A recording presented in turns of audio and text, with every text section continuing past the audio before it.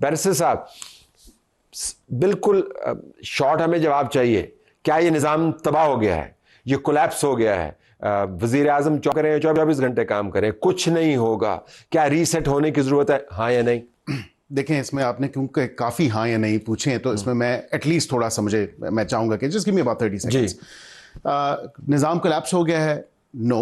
Overall की ज़रूरत है, यस। रीसेट का है उन्होंने, रीसेट ओवरऑल नहीं कहा, रीसेट का मतलब है रीसेट कह लें, नहीं रीसेट आप रीसेट का मतलब है दोबारा से जीरो से शुरू होगा, नया शुरू होगा। नहीं, मैं ये समझता हूँ कि रीसेट, क्योंकि एवोल्यूशन का जो पूरा एक मैकेनिज्म है और चीजें ये रिक्रिएशन है, it's not evolution. I think you know with the passage of time things evolve, और ये दुनिया पूरी में डेमोक्रेसीज इवॉल्व हुई है, तो हमें भी इवॉल्व होने की ये जमहूरियत ऐसे नहीं चलेगी, 3-4 की जमहूरियत ऐसे नहीं चल सकती। आई थिंक इंक्लूसिवनेस होनी चाहिए, और उसमें जो हम यूथ बल्ज कहते हैं ना कि 68-69 पाकिस्तान का यूथ बल्ज है, उन्होंने बिल्कुल ठीक बात की है। उन्होंने इनकॉम्पिटेंस बल्ज की बात की है, उन्होंने कहा है कि निकम्मापन है निज़ाम का, डिलीवर नहीं कर रहा है, लोग परेशान हैं, और सियासी जमातें सारी की सारी, इनकी जमात समेत।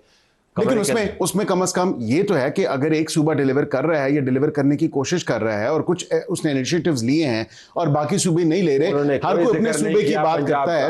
मैं कहने का मकसद ये है कि अगर एक सूबा काम कर रहा है तो वो फिर मुल्क की पूरी जो ओवरऑल एक चीज उसकी बात की जाए ना, कि हम सबको अपने मुल्क के लिए काम करना है, सूबे के लिए तो करना ही करना है, लेकिन we need to work for our country. He is your colleague in the federal cabinet. Absolutely. तो वजीर आज़म से पूछ के नहीं बयान दिया? I think time for coffee नहीं I just wanted to take a sip. मेरे ख्याल से एक जो चीज उन्होंने महसूस की उसका जिक्र उन्होंने बरमला किया, और करना भी चाहिए, बिकॉज़ ये चीजें बात डिस्कस होती नहीं है। आदिल साहब जी, थैंक यू तलत साहब। देखिए, ये जो आज इंटीरियर मिनिस्टर साहब ने बातें की हैं, ये तो फॉर्मल इंडाइटमेंट है अगेंस्ट द गवर्नमेंट, ये चार्जशीट कर दी है। और वैसे मैं भी बताऊँ, ये उन्होंने आज जमहूरियत की भी बड़ी बात की। ये जमहूरियत की तारीख के अंदर जो सदियों पर मुहित है, ये पहली दफ़ा हुआ है कि फॉर्मली एक इंटीरियर मिनिस्टर ने पूरी गवर्नमेंट को और प्राइम मिनिस्टर को चार्जशीट कर दी है। ये तो उनको मैं क्रेडिट दूंगा एक, कि उन्होंने आज बड़ा ज़बरदस्त उन्होंने कहा कि ये सारे लोग निकम्मे हैं, निज़ाम डिलीवर नहीं कर रहा। अच्छा, उन्होंने जो बात की कि निज़ाम को रीसेट करने की ज़रूरत है। देखें, अगर एक चीज़ रीसेट वो होती है जिसके अंदर जान इसके अंदर सेट होने की कैपेसिटी है, उसको आप रीसेट करते हैं कि चलो थोड़ी कोई वक्ती ग्लिच आ गया, इसको हम रीसेट कर लेते हैं। इसके अंदर तो ऐसी कोई चीज नहीं। कंप्यूटर को आप रीसेट कैसे करते हैं जब आपका हैंग हो जाता है कंप्यूटर? ये हैंग नहीं हुआ होगा, मैं वैसे बता रहा हूँ ना, मतलब रीस्टार्ट देयर यू गो, अब आप आगे ना उसको रीस्टार्ट कर रहे हैं, हैंग हुआ हुआ है सिस्टम। दूसरी बात उन्होंने की है कि देखें जी कि ये डेमोक्रेसी के उन्होंने बड़ी टाइप्स होती हैं। अच्छा, टाइप्स की बात नहीं, क्रिकेट है ना, क्रिकेट के अंदर T20 भी है, टेस्ट क्रिकेट भी है, वनडे भी है, 3 डेज भी है, फर्स्ट क्लास भी है, लेकिन उसके अंदर एक जो बेसिक जो न्यूक्लियस है ना, वो क्या है? फेयरनेस, ठीक, रूल बेस्ड। अगर आप पाकिस्तान में कोई निज़ाम क्यों नहीं चलता चलो साहब, इसलिए नहीं चलता कि निज़ाम के अंदर जो 2 मेन इंग्रेडिएंट है वो मिसिंग है, फेयरनेस और कंसिस्टेंसी।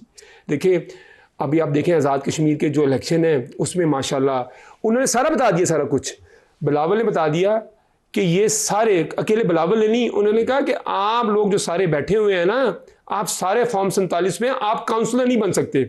उन्होंने कहा कि अच्छा, मजे की बात है, दोनों ने सच बोला है, इसमें कोई शक नहीं है। और उन्होंने कहा कि आपने 3000 अरब की करप्शन की हुई है। वैसे कुर्बान जाऊं, आपने कभी इन दोनों को सच्चा साबित नहीं किया। नहीं, जब नहीं, हमेशा कहा कि झूठ बोलते हैं। देखिए आप कह रहे हैं, आपने भी ये मान लिया। There is always an exception. इस बात में सच बोल रहा है, देखिए हर बात में मुखालफत नहीं हो सकती ना। लेट मी ब्रिंग इन नाज जरा इसके ऊपर। नाज साहब, ये जो बिलावल भुट्टो ज़रदारी ने भी कहा है कि उल्टी गिनती शुरू हो सकती है, ये थ्रेट है या वाकईतन उस बयानिए का हिस्सा है जिसके ऊपर हम बहस कर रहे हैं, जो मोहसिन नकवी साहब ने कहा कि निज़ाम ऐसे नहीं चल सकता, आप जो मर्जी कर लें, पाकिस्तान ऐसा ही रहेगा।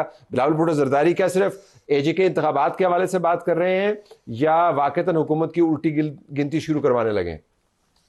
बिस्मिल्लाहिर्रहमानिर्रहीम। देखिए, एजेके के अंदर आपने देखा कि खुद वजीर आला पंजाब जो है वो वहां पे जाके एक सूबे को आड़े हाथों लेकर कोशिश कर रही थी कि इस तरह से वो अपनी इलेक्शन की मुहिम करेंगी। ये जो नफरतों का सिलसिला है ना, जो आप सूबों को टारगेट करते हैं, ये इधर से ही आप बीज बोते हैं डिस्क्रिमिनेशन के। तो मेरा ख्याल है कहीं आपने नहीं देखा होगा कि सिंध के वजीर आला ने जाके कश्मीर में पंजाब की हुकूमत के खिलाफ कोई वहां पे कैंपेन की हो। सो इन चीजों में हमें खुद भी ताज्जुब हो रहा था कि इस हद तक ये क्यों आगे बढ़े हैं या आखिर चाहते क्या है। फिर आपने इलेक्शन से में देखा कि जिस तरह से वायलेंस हुई, जो तशद्दुद हुआ, जो असले की नुमाइश हुई, जो रहते हमारे पार्टी के वर्कर को शहीद किया गया एंड मच मोर।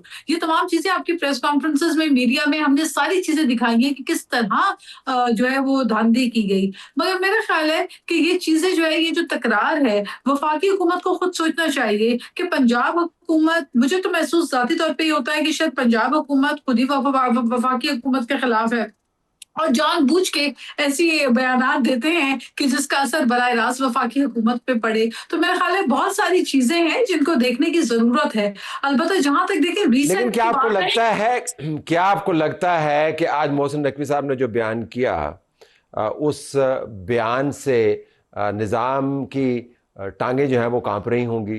आपके ख्याल के मुताबिक? तलत साहब, you are a very seasoned and a very senior, one of the senior journalists. आपकी बहुत गहरी इन-डेप्थ नजर है सियासत के ऊपर और आप काफी अरसे से इन चीजों को गौर से देख रहे हैं।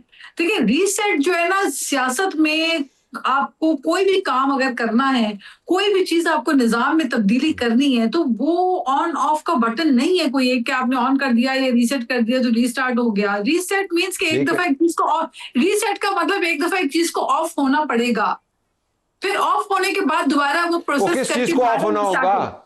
लेकिन वो ये बता दे, वो चीज क्या है? वो चीज क्या है जिसको ऑफ करना है? आपने असेंबली को ऑफ करना है, पार्लियामान को ऑफ करना है? तलत साहब, मुझे जो इंप्रेशन आ रहा है वो तो शायद ये हुकूमत की बात हो रही है, बट मैं आपको एक बात बताऊं कि जाती तौर पे मैं समझती हूँ कि हो सकता है ये उनका पॉलिटिकल स्टेटमेंट है, लेकिन पाकिस्तान में कोई भी चीज रीसेट और रीस्टार्ट अगर होगी तो वो आइन के दायरा कार में रहकर ही हो सकती है, चाहे वो कोई भी डिमांड या कोई भी विश हो। ये भी बड़ी इस पे आते हैं। जरा मुनीर फारूक साहब से पूछ लेते हैं।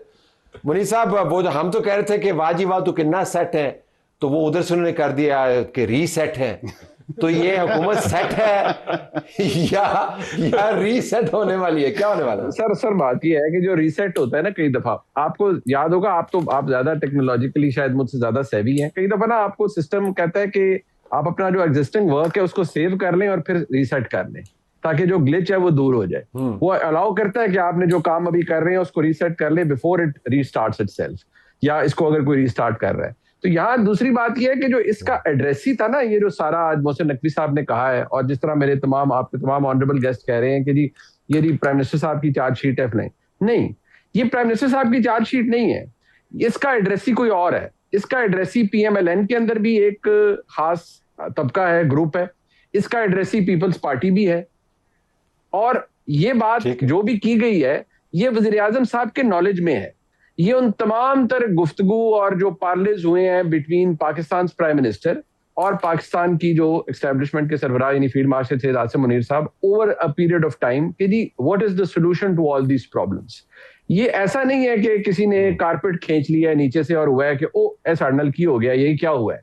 सो बेसिकली इसका जो एड्रेसी है वो हर जगह पर, आई वुड नॉट पर्टिकुलराइज के कौन, बट मैंने आपको दोनों जो तो वजीर आजम साहब को इस मामले का अदराक है